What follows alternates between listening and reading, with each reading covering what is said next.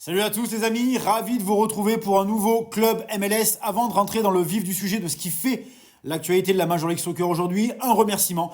Merci à tous parce que vous êtes de plus en plus nombreux à me suivre, de plus en plus nombreux à regarder les vidéos du club MLS et je vous encourage les amis à liker, à vous abonner et surtout à partager parce que ça vous coûte rien. Mais moi ça me donne de la force et ça me donne de la visibilité dans le travail que je fais tous les jours pour vous pour couvrir l'actualité de la Major League Soccer. Donc je vous remercie, partagez, likez. Retweetez les amis, merci beaucoup.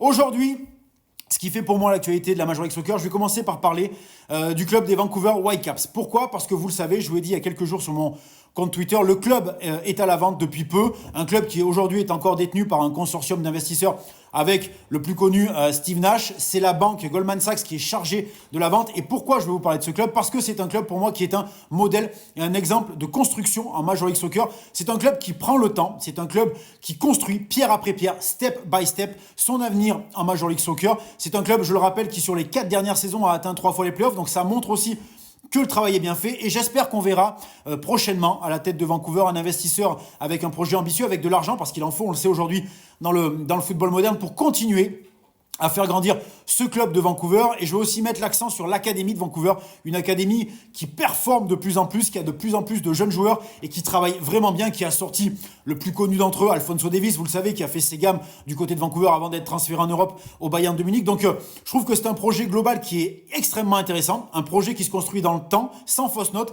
avec une académie qui est de plus en plus performante. Donc je pense qu'il ne manque plus qu'un investisseur encore plus ambitieux qui va mettre un peu d'argent pour faire de Vancouver un top club de MLS. Et c'est important parce que plus on aura de clubs, les amis, qui performent, plus on aura de clubs qui va jouer le titre, plus le niveau de la MLS va mécaniquement augmenter et plus sa visibilité va s'étendre en dehors du Canada et des États-Unis. Ma deuxième info du jour, c'est Toronto. Je vous en parle beaucoup cette semaine parce que je vous ai dit, Toronto est extrêmement ambitieux pour la saison 2025 et je trouve que Toronto fait un très beau travail de recrutement, notamment lors de la draft. Et là, ils viennent de repêcher au 3e tour de la draft un attaquant, Josep Melto Kia, qui est pour moi un attaquant extrêmement intéressant. C'est un joueur que peu de gens vont connaître, qui était jusque-là à l'université de Dayton. C'est un joueur qui nous vient du Liberia, qui a 20 ans et qui a fait pour moi de très belles choses du côté de l'université de Dayton. Dayton, université que j'aime beaucoup d'ailleurs parce que il y a quelques bons joueurs qui sont sortis de là-bas. Il a joué quasiment une 50aine de matchs avec l'université de Dayton.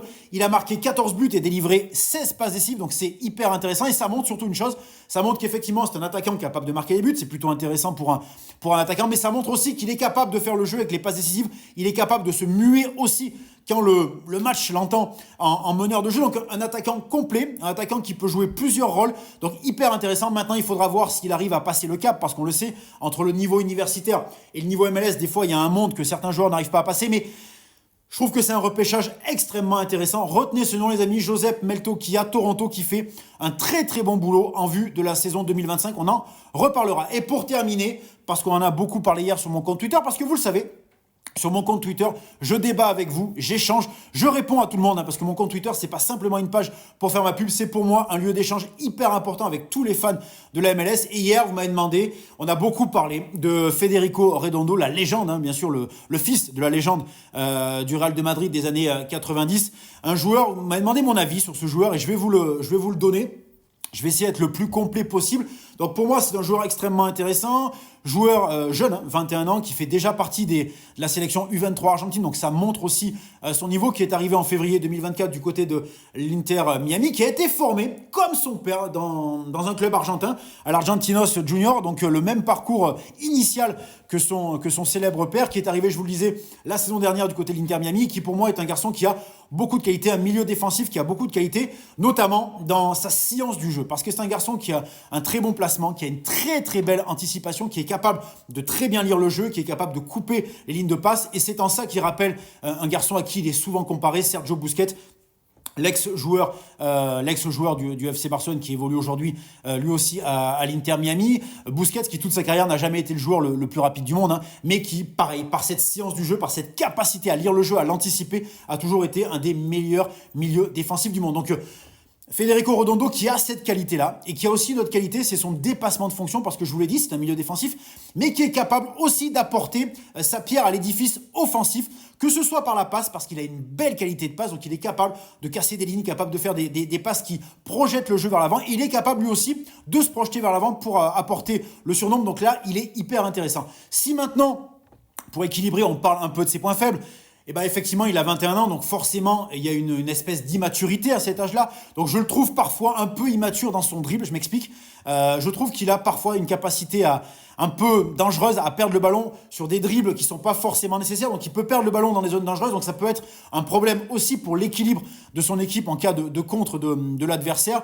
Et je trouve qu'il manque encore un tout petit peu de physique. Il a besoin de muscler son jeu. Il est encore un peu light pour moi physiquement parce que je vous disais, il a une belle capacité à anticiper le jeu, une belle capacité à aller embêter l'adversaire en anticipant les mouvements et les gestes de l'adversaire. Mais par contre, on se rend compte que quand il est face à un adversaire qui a beaucoup de vivacité, qui a beaucoup de vitesse, ou qui est dans une situation où il n'a pas forcément anticipé, là, il se retrouve dans le combat direct, dans le duel direct. Il se retrouve un peu léger, je trouve, physiquement au combat. Donc, il va devoir aussi muscler son jeu, muscler son physique pour être pleinement intéressant en 2025. Donc pour moi, le profil idéal, c'est de le faire évoluer à côté d'un autre milieu de terrain qui soit extrêmement costaud. Pourquoi ? Parce que je vous le disais, quand il est battu dans le duel physique, ça permet à ce deuxième joueur plus costaud de venir combler ça et de venir faire, entre guillemets, la deuxième lame. Et quand il se projette vers l'avant, qu'il laisse son espace de jeu au milieu de terrain vide, ce deuxième joueur plus costaud va pouvoir faire la deuxième lame, va pouvoir, en cas de contre-attaque, venir anticiper cette zone qui est un peu libre. Donc, joueur extrêmement intéressant, je vous le dis, qui est promis vraiment, je pense, à un bel avenir pour l'instant du côté de l'Inter Miami et je pense avec la sélection A de l'Argentine dans pas si longtemps que ça, qui doit muscler un peu son jeu et qui doit faire attention, mais ça c'est normal, il a 21 ans, doit faire attention à ces dribbles un peu dangereux qui parfois lui font faire des matchs moyens alors que tout le reste à côté, il le réussit plutôt bien. Voilà les amis, c'est tout ce qu'on pouvait dire aujourd'hui pour cet épisode 4 du Club MLS. On va se retrouver dès demain. Merci encore une fois de votre fidélité et j'embrasse tous les supporters, j'allais dire de l'Impact Montréal parce que oui, moi je suis à la MLS depuis longtemps. À l'époque, on appelait ça l'Impact Montréal, mais je remercie tous les supporters du CF Montréal qui sont très très nombreux à me suivre et à venir débattre avec moi sur Twitter. Donc continuez les amis, je vous embrasse, profitez de cette belle période de fête et on se retrouve dès demain pour parler de la Major League Soccer. Ciao.